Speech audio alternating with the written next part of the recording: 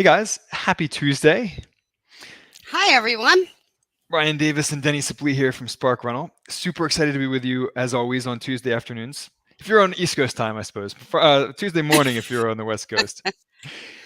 So last week, Deni and I did a deep dive into real estate syndications. We did an online masterclass webinar, whatever you want to call it, and we sent out a ton of emails. Everyone got all sick of hearing about passive income and IRR and so forth from real estate syndications.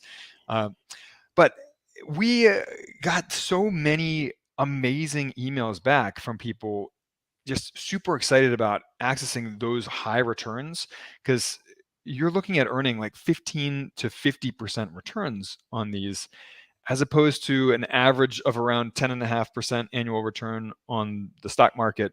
And that's actually the best case scenario. That's like the S&P 500. That's more like an average 7 to 8% return on European stocks. Anyway, not to get too nerdy and go down that rabbit hole. Before we go too much further, please let us know where you're joining us from. Anyway, go ahead, Bryan. Yeah. And of course, questions you guys have about anything that we're talking about, whether that's real estate syndications, whether that's about ways to create passive income. And, today we're going to talk for a little bit about why most people who reach financial independence don't actually retire early. You know what? Which I love, actually. We actually have a guest today, and I'm going to let him in. Okay, great. We were a little worried that Bryan wasn't going to be able to make it, but he's here. Bryan, so glad to have you with us. Awesome to be here. Great to connect. How you doing, Bryan? Yeah. I'm doing great, guys. How are y'all doing today? Awesome. We are live, and we're excited to have you with us. Awesome. Rock and roll. Let's kick some butt today. That's right. So, Bryan, I understand that you reached financial independence in your mid-30s with real estate, but let's rewind all the way to the very beginning with how you got started in real estate investing and what your first investment property looked like. Yeah. So actually, I got started in real estate investing. I remember very, very vividly. It was a day and when I was like 21, 22 years old. I was meeting with my accountant and I had a little lawn mowing business. I was cutting grass for a living. And my accountant said, "Hey, you don't want to cut grass for the rest of your life and you're making a little bit of money. You want to start buying real estate now, and you want to start buying rental property now." And I was like, "What are you talking about? I don't want to be a landlord." And she said, "Trust me, in 10 or 15 years, you'll be glad that I made you do this." And so I did. I bought my first rental property when I was 21 or 22. And it actually worked out pretty good because I had a landscaping business and which was seasonal. And so what I would do is I would take my helpers and my crew and we would work on fixing up the properties I was buying during the off season, and little by little built up a pretty good real estate portfolio that when I sold that business, it kind of enabled me to retire at the age of 33, and Wow. that teed me up for my second business that I'm working on now, Green Pal. I didn't have to take a salary from the business when I was starting it, and so that was really, really helpful. So a lot of where I am today is because of decisions I made 20 years ago buying real estate. Well, I love that you combined two businesses there that have so many synergies. I mean, real estate investing and a lawn or landscaping business. I'm guessing that a lot of the guys who worked for you were pretty handy, so they were able to probably do some of the renovation work on some of your properties. And a good way to keep them employed during the off season, so that you Exactly. don't have that same kind of employee turnover. Um, so And I want to. one thing that stands out, looking back, and one thing that I kind of coach new founders on today, if you're starting a traditional blue collar service based type of business like what I was running at the time, you can take the proceeds from that business and roll them into something more durable like real estate. And so you kind of have this flywheel of, okay, I'm running my blue collar service based business. It could be a landscaping company, home cleaning business. It could be a roofing company, painting company, whatever. And if you take the profits from that and roll it into a durable investment like real estate and just do that over and over again for a long period of time, you can build wealth Mhm. without any secret sauce, without anything that is mysterious. If you just do those simple things, you can build a 7-figure net worth, an 8-figure net worth over a 10, 15-year period of time, like I was able to. So I was very fortunate that my accountant made me buy my first property back then. You don't hear that often either, so that's pretty Yeah, interesting. most accountants are don't know much about real estate. They're skeptical about it. So that's great. Well, Bryan, I want to hear about how you scaled and what changed in your real estate investing strategy over time. Most people start with a kind of smaller single family rental but scale up over time, and their strategy tends to change. So can you tell us about, what kind of deal you started with and then how your strategy evolved over time? Yeah, for me, what I was trying to do was pay as much cash as I could. I what I would do is I would run my business, and at the end of the year, I would have a little pile of cash. Could have been 20 grand, 30 grand, 50 grand, and then I would try to buy roll in with as much equity as I could into a deal, and then put sweat equity in it to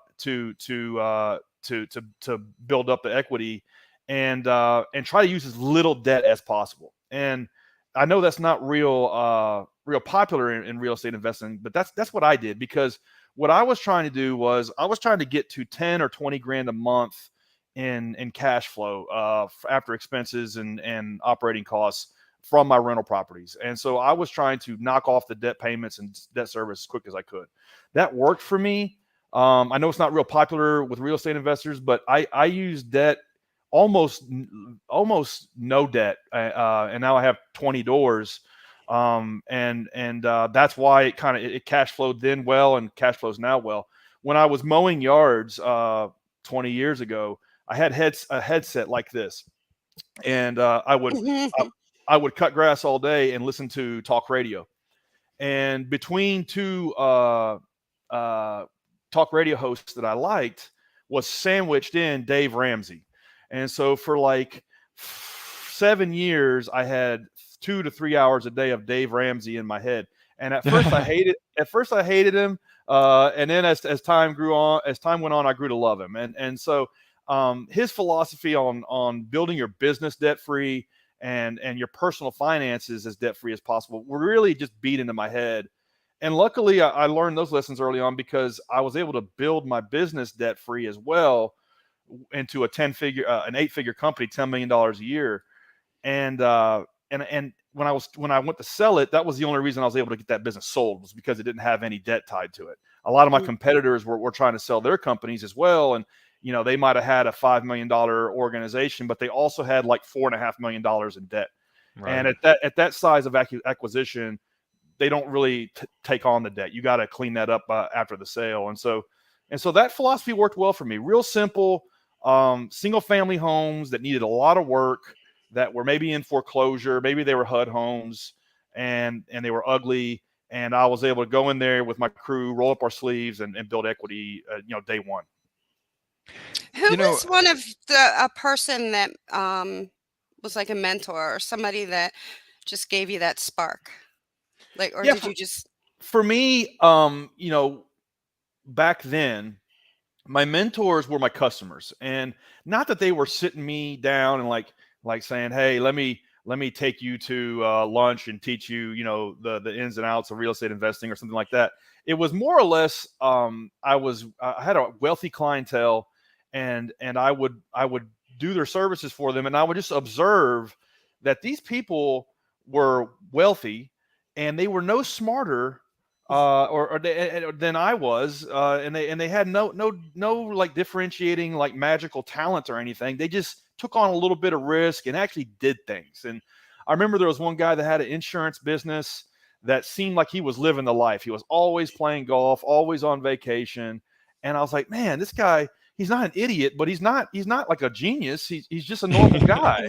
And so for me, that was like mentorship passively, where I could observe what these people were doing for a living. And a lot of times, 8 times out of 10, that they dabbled in real estate or had some kind of real estate, or they were in real estate. And so for me, that durable type of investing just made sense to me.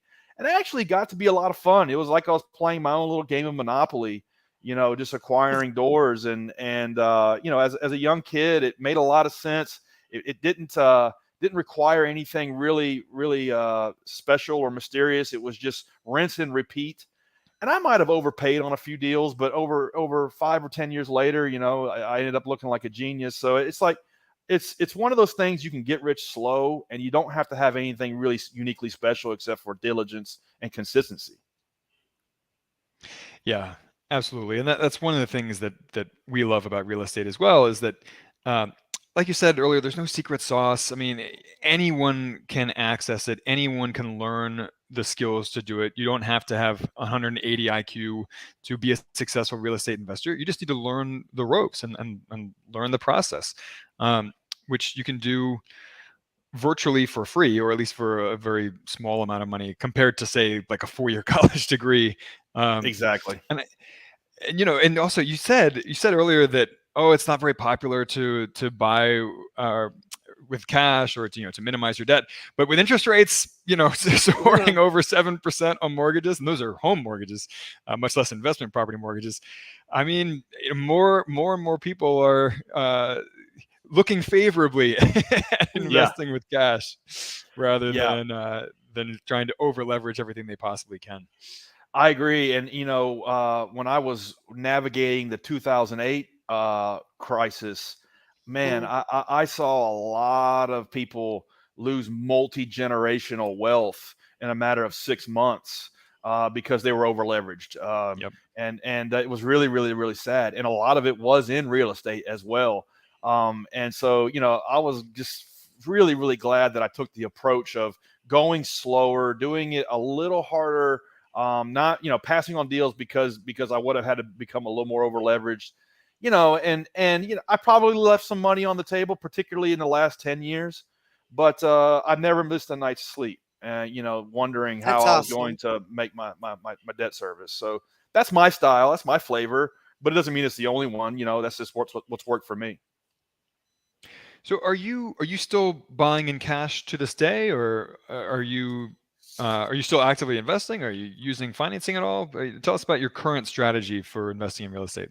Yeah, my current strategy is to just take the cash flow that I'm getting and to look for deals that I can roll in all cash and not have to take on loans to get. And so that's been hard in the last 5-6 years. And so, quite frankly, I've been on the sidelines, and in 2014, 2015, I felt things were overpriced, and then I was like, man, little did I know. But I think things are going to start reverting back to the mean, and I think there's going to be some deals, and I don't wish this upon anybody, but I think there's going to be some foreclosure opportunities, in the next year or two.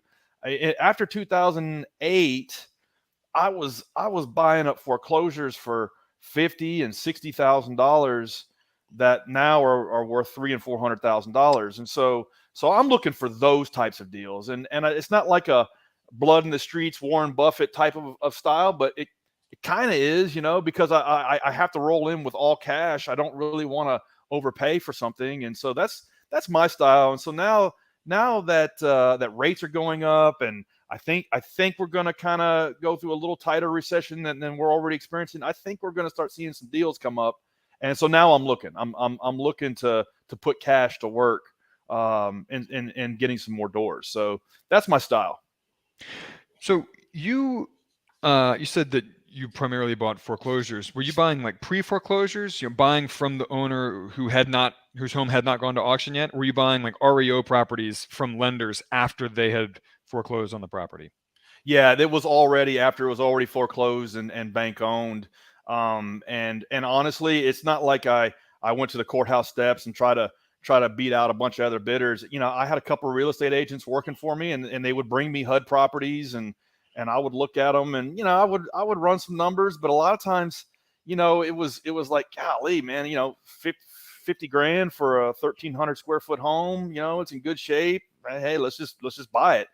And it turned out to be a pretty good bet, because 10, 12 years later, and they're worth sometimes 10x what I paid for them. And so that worked because there was deals to be had. Now, those deals haven't been available as much. And so that's kind of why I've been on the sidelines, really just focusing on my core business. That's the other thing too, that I never really wanted to have real estate investing take away from the main thing. So my first business was a landscaping business. My second business is a tech company.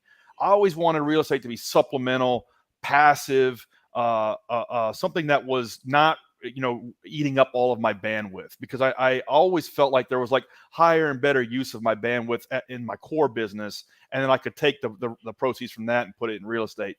So that's worked for me. And the thing is when I sold my company and reinvested the proceeds from that into getting more doors, that enabled me to not have to take a salary. And that is the only reason why my business Green Pal is where it is today, was because for the first 4 or 5 years, I didn't take a salary out of it. So real estate kind of almost, almost underwrote the second business. Yeah, Denny and I love that, and we've been there ourselves. Where when you start a business, you need a long runway in most cases, and much longer runway than the average startup entrepreneur thinks. So Denny and I both had some rental properties to help us get started. It helped that I got free housing through my wife's job. Denny house hacked several ways to score free housing for her and her husband. But yeah, all of that makes a huge difference in just extending that runway to get your business off the ground. And speaking of your business, so Green Pal, you described this as an Uber for lawn care. So how does that work exactly?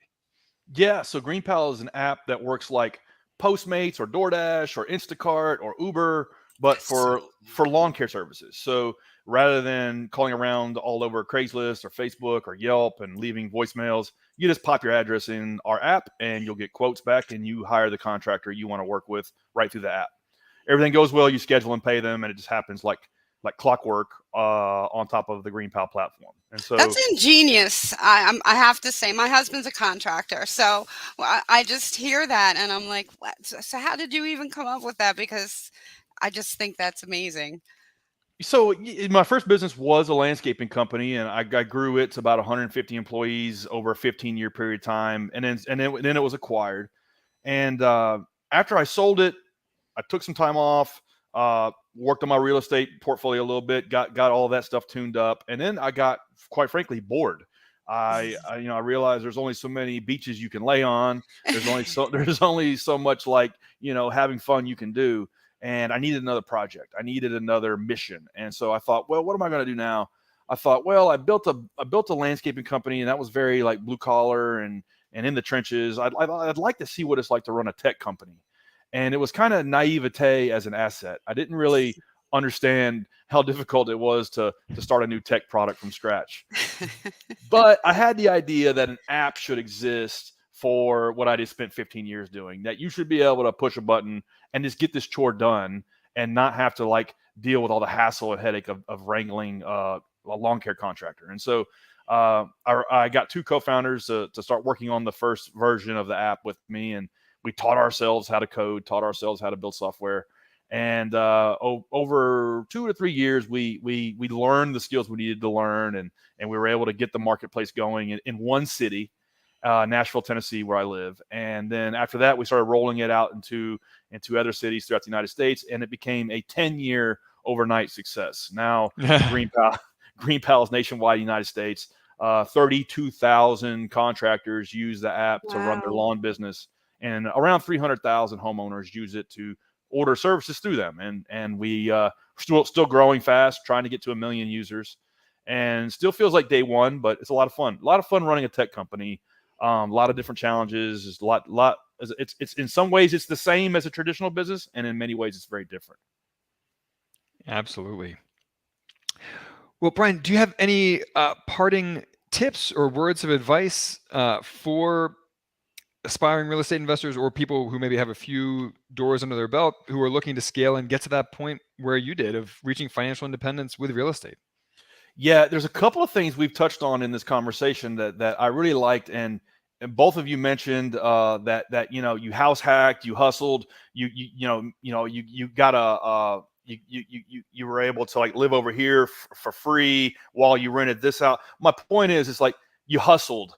You hustled up that first deal. You hustled up the first 2 or 3 doors, and it's not like you just got your first property and you had all this free cash flow.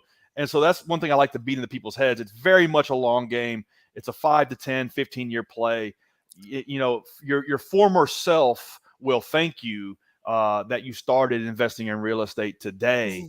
And that's certainly been the case for me. I'm so grateful that my accountant 20 years ago beat into my head that I need to start investing in real estate. And so I guess my point is get in the game, get started today so you can build up that snowball, because these small little decisions in real estate don't add up, they compound.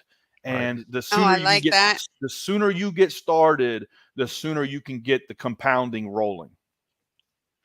Yeah, what you just said reminds me of the Chinese proverb that the best time to plant a tree was 20 years ago, but the second best time is right now. It's so true in real estate. Yeah, absolutely. Well, we put your URL in the comments here, yourgreenpal.com. Where else can people connect with you and with your company, GreenPal, if they're interested? Yeah, you can download the app in the Play Store or App Store. And anybody who wants to hit me up, you can reach me. Actually, Instagram's the best place to find me, Bryan M. Clayton. Just drop me a DM there. Awesome. Sounds great. Well, Bryan, thank you so much for joining us today. This was a lot of fun. And congratulations again on both your business success and your real estate investing success. Well, thank you, guys. I enjoyed it. Thank you for having me on. Thank you for joining us. All right, guys. We will see you next week, same time, same place. In the meantime, have a great week. And Bryan, thanks again.